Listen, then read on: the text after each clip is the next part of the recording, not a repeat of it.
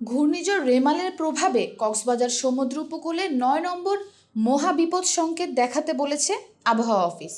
রোববার ২৬শে মে সকালে এ তথ্য নিশ্চিত করেছে বাংলাদেশ আবহাওয়া অধিদপ্তর।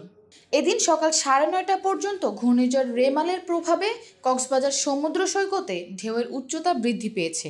তবে সমুদ্র সৈকত সহ আশপাশের আবহাওয়া রৌদ্রোজ্জ্বল। আকাশে হালকা মেঘ দেখা গেলেও নেই কোনো বৃষ্টি বা ঝড় হওয়া।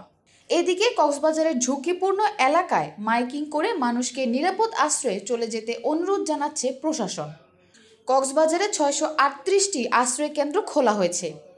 মহেশখালীর টেকনাফ ও সেন্ট মার্টিনে আশ্রয়কেন্দ্রে অবস্থান নিতে শুরু করেছে মানুষ। কক্সবাজারের জেলা প্রশাসক মোহাম্মদ শাহিন ইমরান জানিয়েছেন, দুর্যোগ মোকাবেলায় সিপিপির ৮৬০০ এবং রেড ক্রিসেন্টের ২২০০ সহ ১০,৮০০ স্বেচ্ছাসেবক প্রস্তুত রাখা হয়েছে। প্রস্তুত রয়েছে ৬৩৮টি আশ্রয়কেন্দ্র। জেলা প্রশাসকের কার্যালয়ে খোলা হয়েছে নিয়ন্ত্রণ কক্ষ। এছাড়া সকল সরকারি কর্মকর্তা কর্মচারীদের ছুটি বাতিল করা হয়েছে।